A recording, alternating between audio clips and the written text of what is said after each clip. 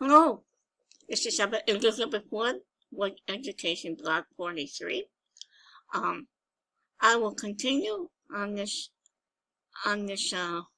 subject on hoarding to explain to you what hoarding is and what is hoarding is not. I do have a hobby. I collect bridal dolls.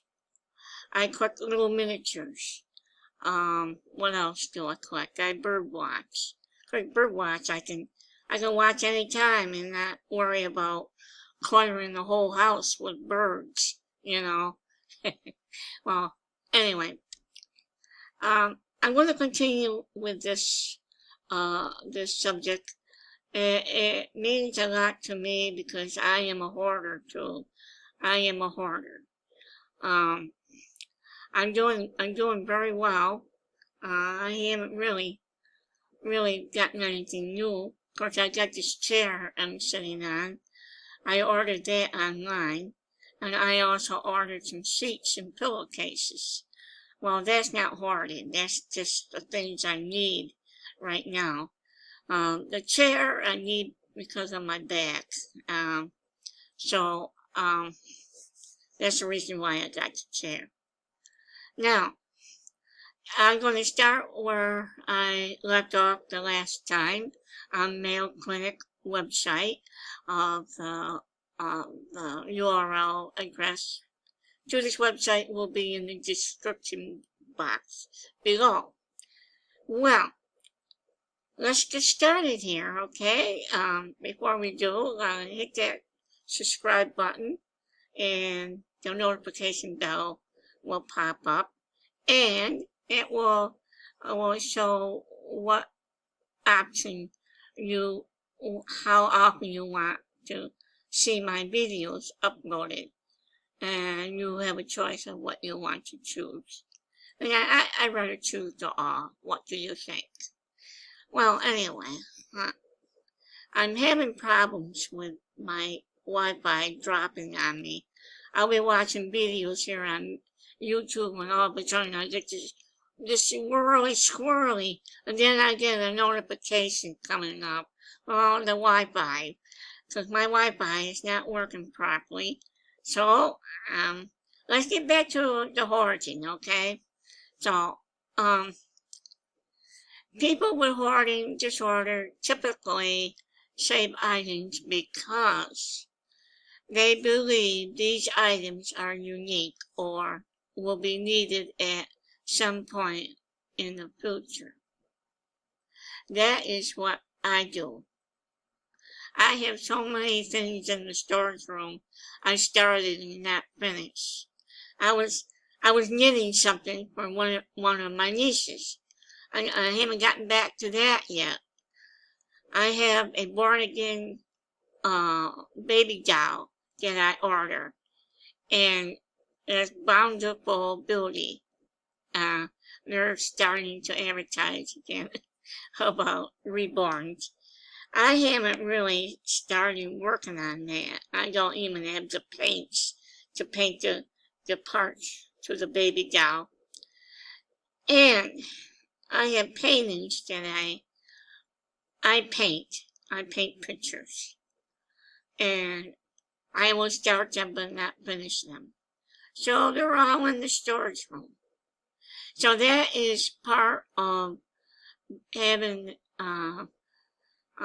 deficit hyper,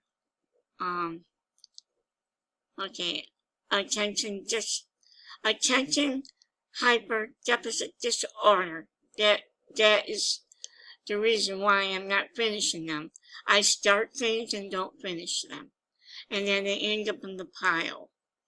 They end up being somewhere in the room or in the house or apartment.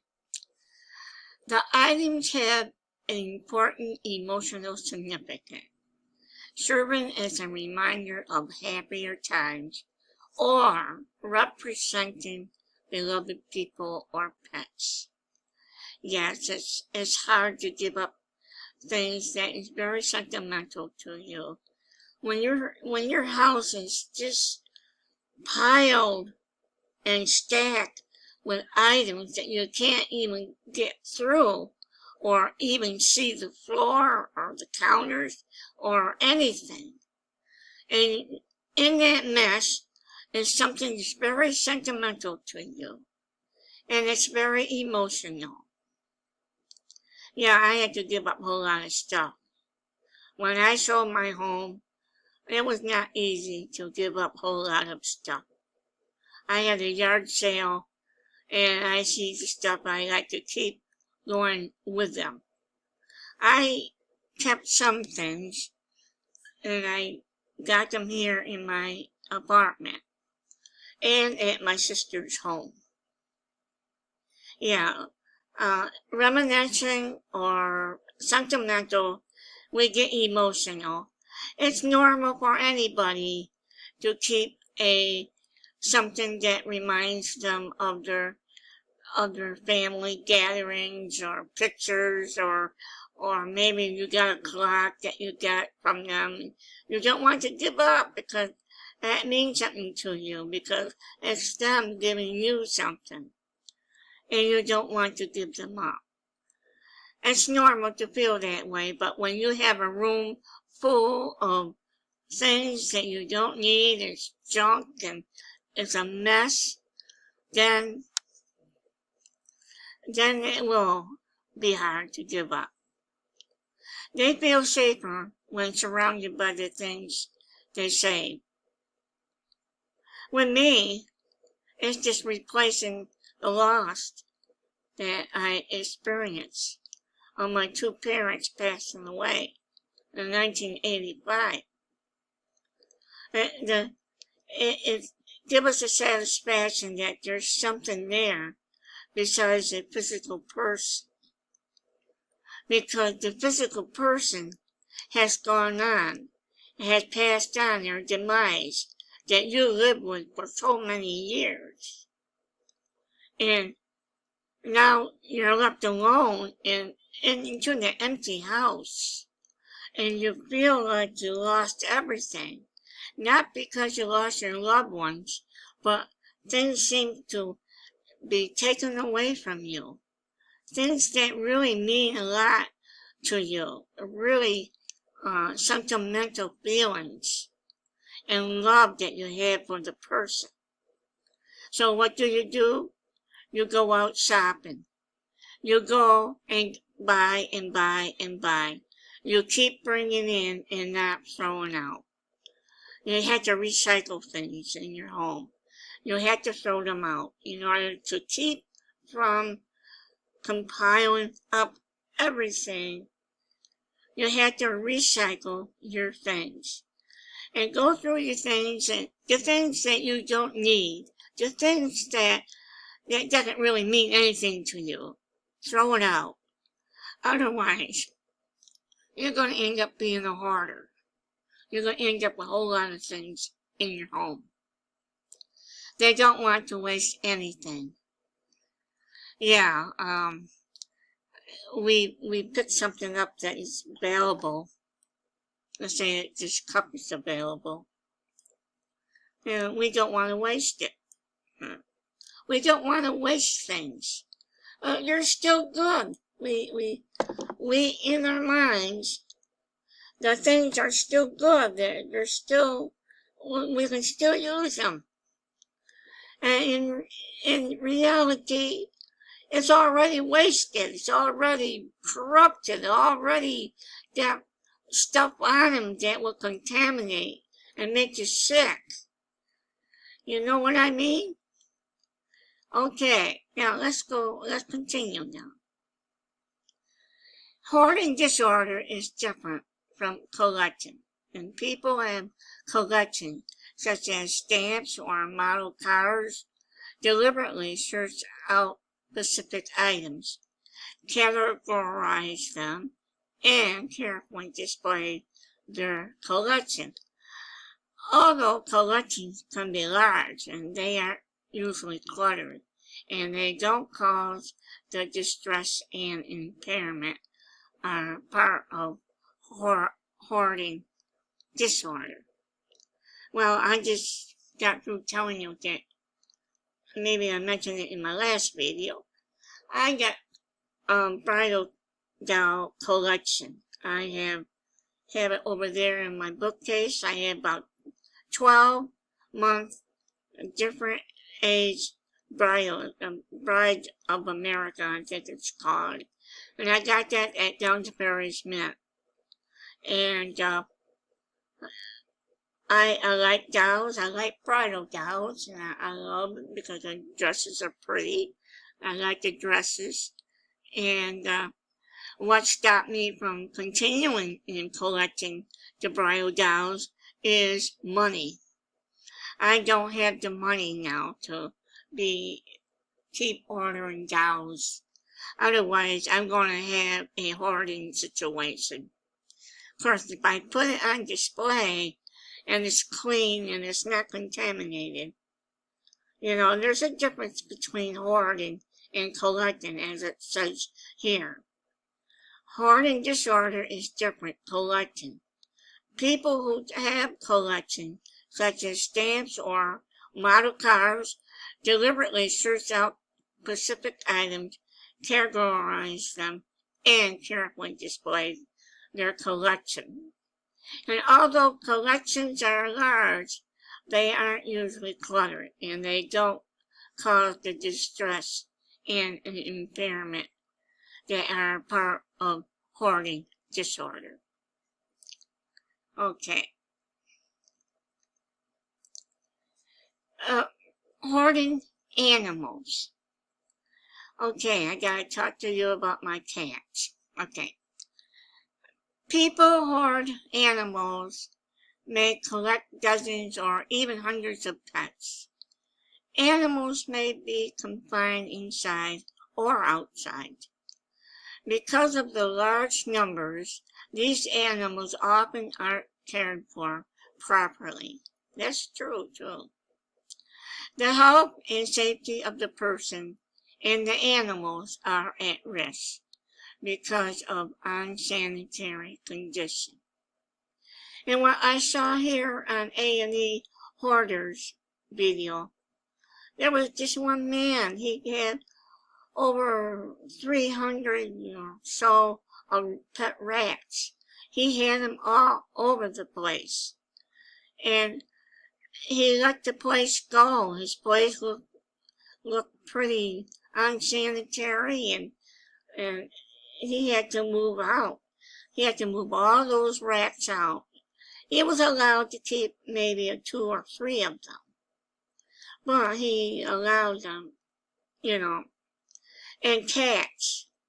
Yeah, there were a couple of videos on A&E Hoarders episode. I saw that a couple of videos with cats, had cats all over the place, and the cats are living in a hoarding condition of items piled stacked high in the air, and they are leaving feces and urine all over the items that are piled high. Well, I had 2 cats, and that's all I had. After my parents passed away in 1985, in May, my father was the last one that passed away. My sister had me go get 2 kittens, and they were from a calico multicolor cat, Mama. And I had a choice to have a long hair or a short hair cat. I picked the short hair cats. So I picked 2 of them out of the litter. And they were rascals, I will tell you. Maybe someday I will show you the pictures of my first 2 cats. They're so darn cute. They get into things. They climb the curtains and they climb the walls just to catch flies. They like to catch flies on the curtains. On the curtains. The curtains were pretty well messed up with their claws going in it, and Well, anyway, let's continue. When to see a doctor? Well, before I read this, you're probably reading it right now. I suggest, this is my idea, this is my opinion. I suggest, after a loved one has passed away, or you have gone through a divorce, I suggest that you see a psychologist, or family therapy, or some kind of therapy from a psychiatrist or psychology. Go. I mean, you won't show the system right away after a person is passing on, but you need to go and see a psychologist or a psychiatrist, and and and this will prevent you from hoarding, because in your mind you have lost two people or one people. I lost two people, and you look at your house and it's empty. There's no physical being around, because you're so used to living with them, then all of a sudden you're not there, and they will not want to come back physically again. And this what triggers the hoarding. Okay? Without realizing, you are out there in the stores buying, and you keep buying and buying. You keep bringing in. You keep piling things, and you are in deep depression because you're grieving over the loss. So you lost your energy, your enthusiasm of keeping going and keeping the place up and keeping your lives going. You have this I don't care feeling. You lost interest in doing things. And the next thing you know, you got piles and piles and piles of things up all over the place. And then your family and your neighbors, they will not have anything to do with you. They come visit you, and they see that you have filled the house up with a whole lot of stuff just to fill the empty space. This is trying to fill the empty space in your mind, because when you lose your loved ones, you feel empty. You feel like there's a space in your mind that is not occupied. So you go out and buy and buy and buy, and then you bring all the things in. Of course, I got stopped. Somehow I got stopped. If I stayed at home still, that will be just like what you see here on YouTube on A&E. Pile up to the sky and everything. And not only that, but you lose your loved ones. They will not have anything to do with you. They will cut you off. And that's what happened. My brother cut me off. He cut me off because he couldn't stand the hoarding and the clutter, the dirtiness of the house that I was living in. That is because I have an empty space in my mind that I just gotta fill it up. So guess what? I filled the house up. I started to fill the house up without realizing it. And that's what hoarding does. As hard as it might be, if your loved one's hoarding disorder threatens health or safety, you may need to contact the local authorities, such as police, fire, public health, child or elder protective service, or animal welfare. So, the causes is, it's not clear what causes hoarding disorder. Genetic, brain functioning, and stressful life events are being studied as possible cause. Yes, we are lost. We are lost. Well, same thing with divorce. If you have a child that was born misformed, was born into the world, and that can trigger a hoarding because you feel empty. Your child, you feel overwhelmed, you feel stressful, like it says here, and you go into depression. Then you let yourself go, and then the house will go, and then the house will be just filled up in space. It's the fear of losing something. You don't want to lose again. You don't know. That's why it's hard to give up things in your home, because you have lost your loved one to demise, and you cannot handle it. You got to have something there in the house to take the place of your parents or your grandparents, what have you. And that's what happened. Now, hoarding usually starts around age 11 to 15. I don't see that. Maybe in me I do, because I keep throwing the clothes up on the dresser in the bedroom. My sister keeps yelling at me for doing that. And it tends to get worse with age. Hoarding is more common in older adults than in younger adults. Now, if the children is raised in a home that has a parent that is hoarding, and their living space is narrow, they have to walk through or sneak through, or their bed is a pile of junk, they climb up on a whole bunch of items and lay down there to go to bed. You go to bed. These children is picking up on the hoarding, and they think it's all right. They don't think there's anything wrong in hoarding. They're just children.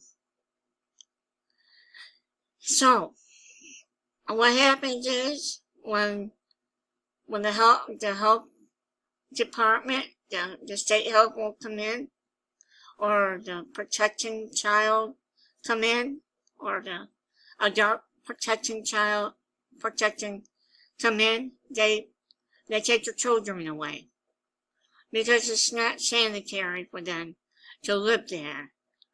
They could get sick and die in that house. If they continue to live in the house in that bad condition, then that will just harm them. It will kill them. Personality. Okay, risk factor includes many people who have hoarding disorder have a temperament that include indecision. Yes, that is true. They're confused. They don't know what they're throwing. They lost their sense of what is good and what is not good to keep. The things that are not good to keep is just the ways they want to keep. They have problems deciding what to throw away and what to keep. Family history. There is a strong association between having a family member who has hoarding disorder and having the disorder yourself. I don't know if my mother was a hoarder or not. She wasn't, because when I was raised in my home, my mother kept the house up really, really nice. There wasn't any clutter.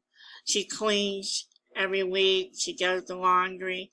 She cooks for us and everything else. It's after her demise and my father's demise that the house started to turn into a hoarding house. And it never got to the point where I had to have somebody come in and claw things out. And it hasn't gotten to that point. stressful life event. Some people develop hoarding disorder after experiencing a stressful life event that they have difficulty coping with, such as the death of a loved one, divorce, eviction, or losing possession in a fire. These are the reasons. Because there's just forming an empty space in their mind, and they want to fill their mind. They're looking for satisfaction of feeling good. They lost something, and they don't want to lose again. They don't want to lose. That's why they want to hold on to things. Once the house is filled with all this stuff, they don't want to give up because that's their friend. That's their replacement. That is the replacement of the mind. Because the mind is empty and it lost a loved one to divorce, and you were evicted out of your apartment or your home, or the fire burns your house down. These are what triggers the hoarding. And that's why I said that we should seek help from a professional in psychiatry and psychology. We should, right after these tragic things that happen to us, get help. Don't wait until you start doing all this hoarding, all this collection and everything. Don't wait, because you do not want to lose relationship with your family. You do not want to lose the relationship with your friends. I lost my brother. I keep praying and praying to bring my father. Hope my brother will stop avoiding me and showing grudges against me, because I keep the house. The house was coming down. I did not have the money to fix the house up. I didn't. I managed to have a new furnace put in. I had 2 furnaces put in, by the way. And I had a roof. I saved my money to put the roof on. I sold things to get the money. And I tried to keep the house up. I was doing things to it, but the money I was making, it wasn't enough. It wasn't extra money that I can really do, keeping the place up. I just didn't have the know-how. So, let's think about the complication. Hoarding disorder can cause a variety of complications, including increased risk of falls, injury, or being trapped by shifting or falling items, family conflict, loneliness and social isolation, insanity, condition, impose a risk to health, a fire hazard, poor work performance, and legal issues. So, legal issues such as eviction. Well, I might come back again and talk some more about hoarding. If you have any questions, comment down below there in the comment box below my video, and I will try to answer them the best way I can. I'm doing good. I have physical and mental problems. Of course, I have mental problems too. I have attention hyperdeficit disorder. I have disorganization disorder, and I have a hoarder illness disorder. I have all 3 of them. And believe me, it's not easy to not hoard anything. And so far, things are being brought in here in my apartment, and the only thing that's leaving my apartment is my garbage bags. That's it. That's good. So I will see you here the next time on Wood Education Blog 43 on YouTube in the World Wide Web.